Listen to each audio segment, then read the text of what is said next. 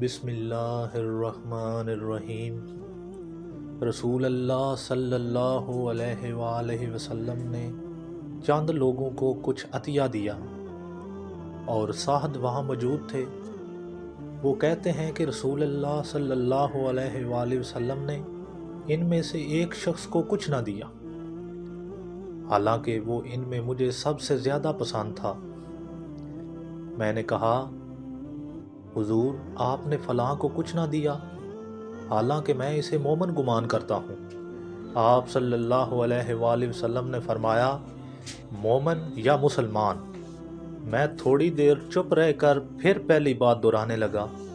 حضور صلی اللہ علیہ وآلہ وسلم نے بھی دوبارہ وہی جواب دیا، اور پھر آپ صلی اللہ علیہ وآلہ وسلم نے فرمایا کہ اے سعد، باوجود یہ کہ ایک شخص مجھے زیادہ عزیز ہے، پھر بھی میں اسے نظر انداز کر کے کسی اور دوسرے کو اس خوف کی وجہ سے یہ مال دے دیتا ہوں کہ کہیں وہ اپنی کمزوری کی وجہ سے اسلام سے پھر جائے اور اللہ اسے آگ میں اوندا ڈال دے۔